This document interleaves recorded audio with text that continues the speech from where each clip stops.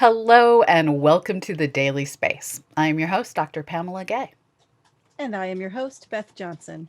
and we are here to put science in your brain. Today we are going to be joined by Gareth Morgan and Than Putzig to discuss their new paper on mapping water ice reserves found on Mars. Before we get to that, however, we have a universe of news.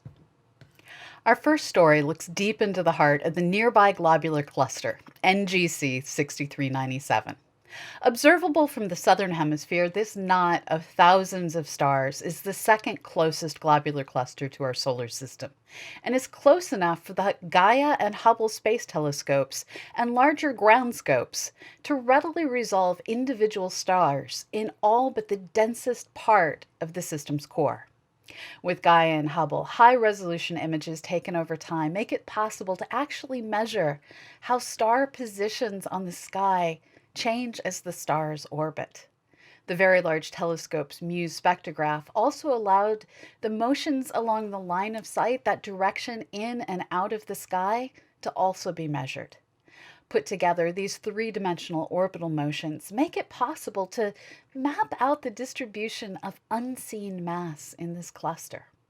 In a new paper in Astronomy and Astrophysics, Eduardo Vitral and Gary Mammon discuss how these motions could be explained by an intermediate mass black hole with a mass of 500 to 650 solar masses, but can be better explained with a population of myriad compact dead stars, white dwarfs, neutron stars, and stellar mass black holes that together have a mass of 1 to 2,000 solar masses.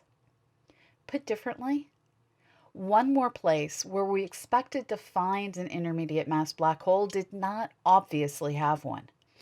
We thought, apparently falsely, that black holes created during the death knells of the largest stars, the so called stellar mass black holes, would merge together into bigger and bigger black holes, the intermediate mass black holes, and we would find them in the middle of clusters.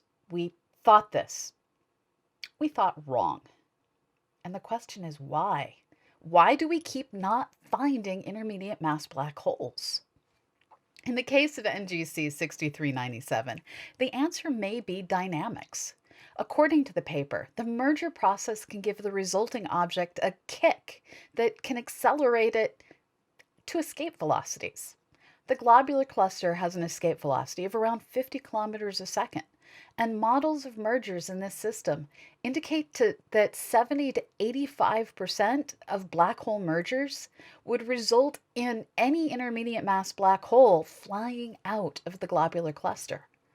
This raises the somewhat disturbing possibility that the halo of the Milky Way and other galaxies is full of intermediate mass black holes that are doing nothing more than hanging out and avoiding detection. For now, this is a largely statistical argument. A myriad of dead stars fit the data better than a single large intermediate mass black hole. The real proof comes from detecting the merger of a supermassive black hole and the flinging away of the resulting intermediate mass black hole. That's something that hopefully LISA or other gravitational wave detecting systems will do in the future. Statistical arguments are how we understand a remarkable number of things in astronomy. Let's face it, the sky is big. Daylight and clouds happen, and we just can't watch everything everywhere all of the time. Instead, we'll observe where we can, when we can, and then we use statistics to figure out how common different things may be. A new paper in the Astrophysical Journal with first author Kishalay Day documents how a new team used the Palomar telescope to look for novae, the bright explosions of material falling onto a white dwarf from a companion star. With careful statistics, they were able to jump from the number of novae detected in their images to the number of novae taking place in our galaxy each year. By accounting for how much of the galaxy is blocked by dust and how much of the sky was not observed, they estimated that 46 plus or minus 13 novae go off in our galaxy every year. While not entirely exciting on its own, this research is going to do a lot to help astronomers model the chemical evolution of galaxies. Each of these novae transforms material from one set of simple atoms to a more complicated set of atoms. And these atoms are the ones needed to form planets, plants, people. By better understanding the nova rate, we can better understand the chemical evolution rate and eventually the planet forming rate. Go statistics. We'll be right back.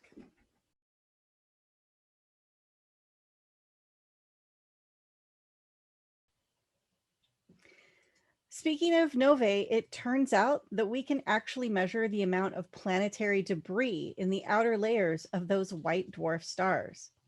In a new paper published in Nature Astronomy, astronomers from the University of Warwick report on findings from observations of white dwarfs using data from the Gaia telescope.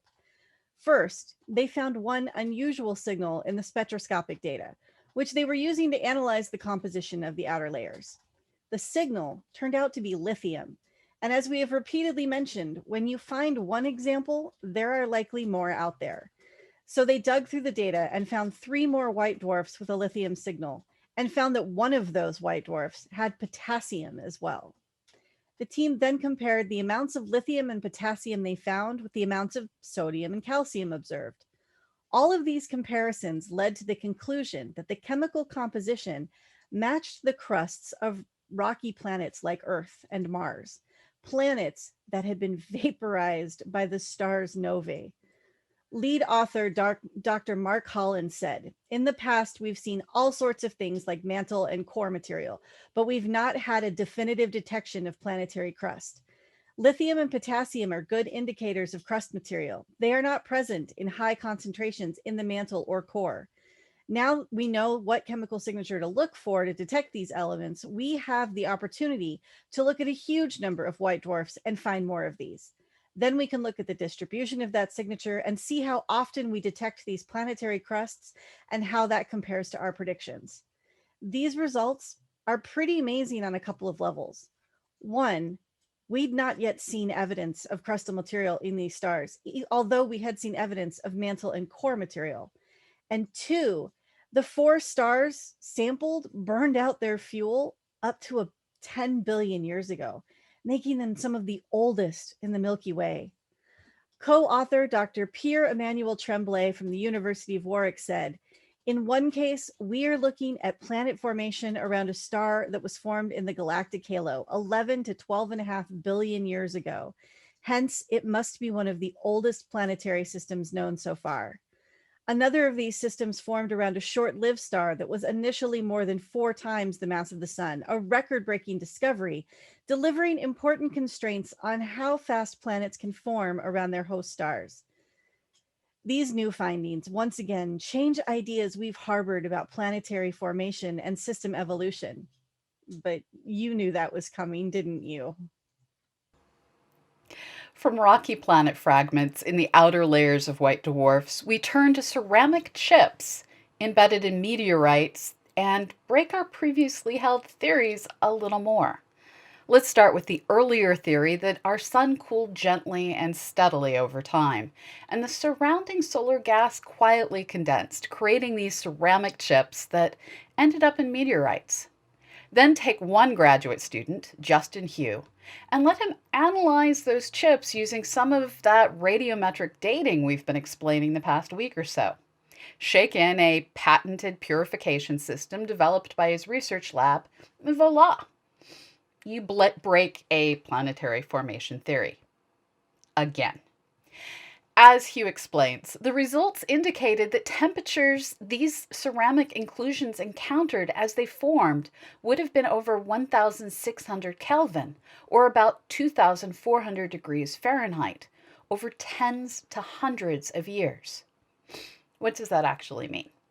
It means our sun was not as quiet and gentle as previously thought, and was in fact flaring and experiencing temperature fluctuations that affected the surrounding environment.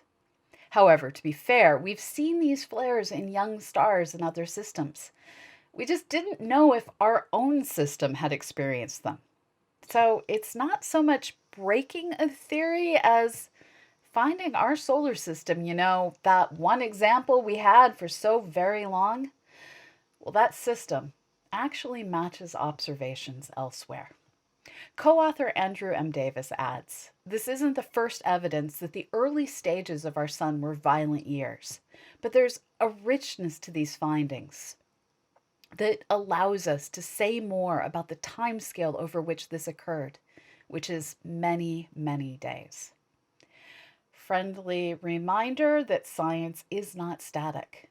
We can change what we know by collecting more and more data.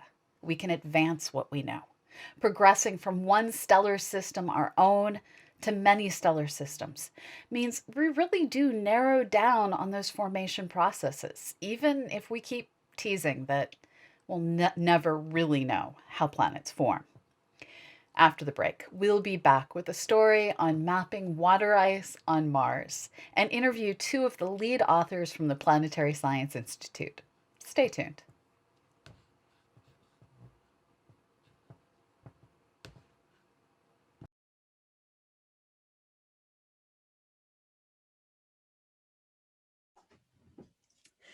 All eyes are on Mars, and even our home institution, the Planetary Science Institute, has gotten into the game. Last week, we announced the release of new maps showing the location of water ice on Mars. A team of scientists, featuring 7 from PSI, used data from the Mars Reconnaissance Orbiter, Mars Odyssey, and Mars Global Surveyor to create these maps. The team is a part of the Subsurface Water Ice Mapping on Mars project, or SWIM, which frankly is a fantastic acronym. As lead author Gareth Morgan explains, the goal of SWIM is to provide maps of potential buried ice deposits to support the selection of human landing sites.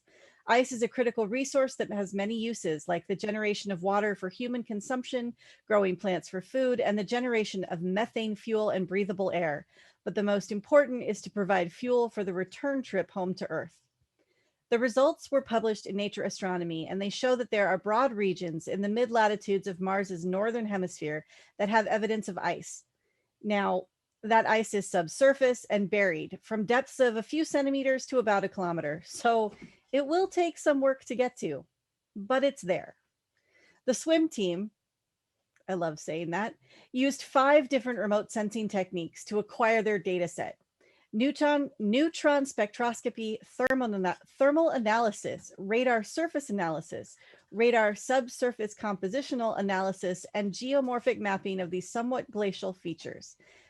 That was a lot of words, but they all come back to the fact that the work is a broad compilation that narrows down the presence of ice at Mars through the combination of methods. More work needs to be done before anyone can make decisions about where to send humans on Mars, because the resolution of this data is fairly coarse. So let's bring on Gareth Morgan and Than Putzig to talk about all this work. Welcome, Gareth and Than. How are you guys doing today? Thanks for joining us. Well, thanks very much. Doing great. Good to be here. Yep, doing great. So first off, did I summarize your paper correctly? Is there anything either of you want to correct or add right off the top? No, I think that was a great summary of what we're trying to achieve with this paper. So appreciate that. Oh, fabulous. Yep, certainly.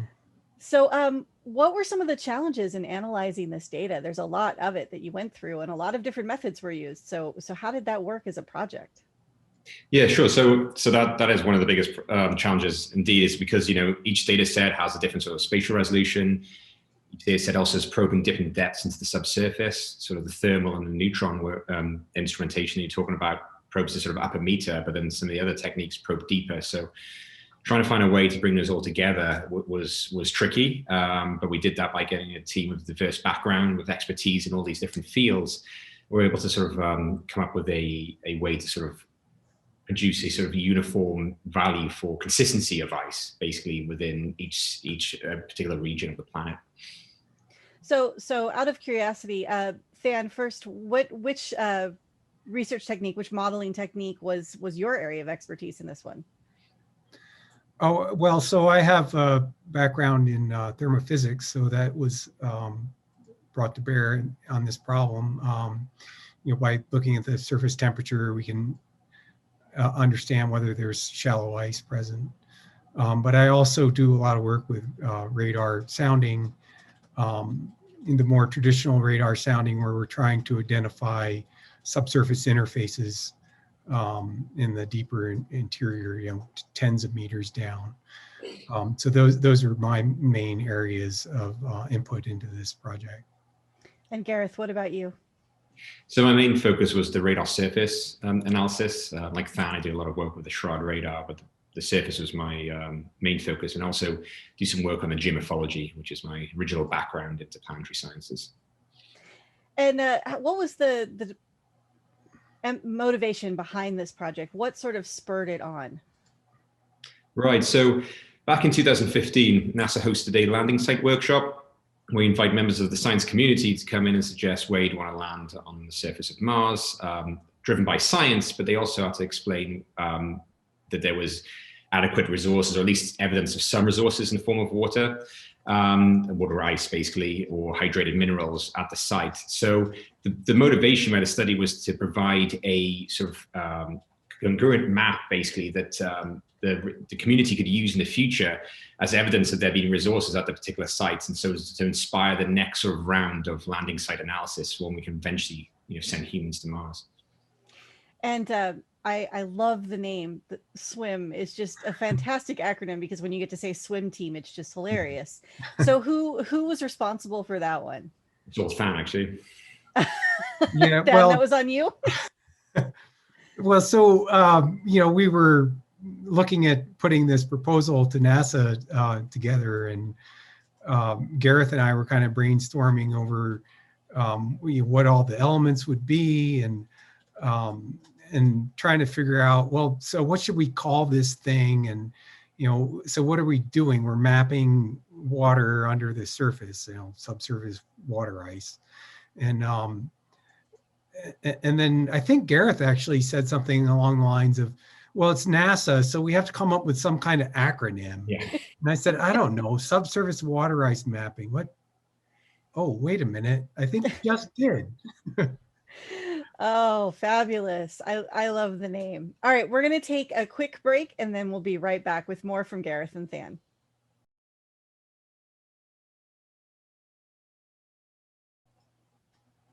Welcome back. We are joined today by PSI senior scientists Gareth Morgan and Than Putzig, talking about mapping water ice on Mars. So, Gareth, what are some of the more promising areas you found in this mapping process? Right, sure. So one of the things we're trying to do is sort of, we know that there's water stable in the subsurface in some of the higher latitudes of Mars. But the question is where's the lowest latitude areas, which would be the warmer areas of Mars, which would be better for human landing sites. And we found that this area called Deuteronomus Mensae, a bit of a mouthful, an area that has glaciers, was of particular interest. Another area called Arcadia. And that's interesting because that also of interest, but it seems to have a different form of ice. Rather than being in the form of sort of these glacial deposits, it tends to be more ground ice. We're not exactly sure what the ground ice, the nature of it, but certainly it's an area of high interest. Great. Okay, so I have kind of a silly question for each of you. I'm going to start with Than. If you were offered the opportunity to go to Mars on a future mission, would you take it? Oh, maybe. It's a long ways to go in a tin can. Yeah. I And remember the bad part is when you get there, you can't get out of the can. No. And I remember talking to my husband about it a few years back, and he said, no, you can't go to Mars. You can go to the International Space Station, Yeah. but I'm saying no to Mars. How about you, Yeah, Gareth? my wife kind of feels the same way. Yeah, I would imagine. Gareth, how about you? What would you do? Oh, definitely not. It's really cold, so yeah, no, I'm claustrophobic and scared of heights, so it probably doesn't make me ideal for a rocket. But no, I'll leave that for other people. I like studying it from afar. So there are a number of swim team members that would be at the head of the line, though. Oh, okay. I just didn't get two of them, huh? No. Fair enough. I don't think I would either. That's a long trip in a very small tin can. I think you're right. So Gareth, what's next for this project? Right, so that was the first phase of the SWIM project, which we were looking at largely the Northern Hemisphere, which is what this paper documents. But since then, we've done the second phase in which we started drawing our attention to the Southern Hemisphere as well, and parts of the North that we hadn't studied. So all of the data sets associated with that analysis is coming out on our website. They'll be available soon. And then we also hope to push this project further. And what we do there is keep advancing some of these individual techniques you talked about before, and see if we can squeeze more out of the data, basically. So are there any preliminary results you can hint at for the Southern Hemisphere or the rest of the Northern Hemisphere? Well, the Southern Hemisphere is a challenge because it's much different from the North. The North is largely comprised of these sort of large plains, plains units, basically that have a relatively low elevation, which is easier for spacecraft to land in because you've got more atmosphere to use a parachute in. The Southern Hemisphere is very sort of at the high elevation and these very cratered terrain, so it makes it a bit more of a challenge. But certainly in some of the larger basins, like Hellas, for example, we found evidence of ice-rich units, which would be valuable for the human landing sites. Fan, what was the most exciting thing for you working on this project? What did you find that really made you thrilled to be working on it? It's the nature of the project. It's very short-term projects, and we're trying to do an awful lot at once. So we had to assemble a large team of people. And the really fun and exciting part was actually working with all those people on this project, and the camaraderie on the team was really truly amazing. So we presented in 2019 at the Lunar and Planetary Science Conference, and we managed to convince the organizers to put all of our posters about SWIM. We had, I think, 6 or 7 of them, and they put them all in a row. And so we started referring to it as the Wall of SWIM. And it was just, everybody had, so we had t-shirts made up with the swim team on it. And we had this huge presence there at LPSC, and a giant crowd of people started forming around us to see what all the excitement was. So that was really, for me, it was one of the more rewarding parts of the whole project. That sounds like a lot of fun. So what are you off to do next? Is this continuing work on this and push it further? Yeah, we hope so. We're looking into ways to put into a third phase of this project. And as I said, one of the ways we want to work now is not so much covering new areas, because we've covered large portions of the planet. It's more a case of trying to refine those techniques a little bit more. In many ways, all of these instruments we bring to bear were designed to study many things, ice included, but we're trying to find out new analysis techniques that can look at the data in new ways to try and get a new handle on what the subsurface is made of. And the large issue is it's not just identifying ice, but sort of working out exactly how deep that ice is. There's a big difference between ice that's 5 meters deep and ice that's 30 centimeters deep, right, in terms of extracting it.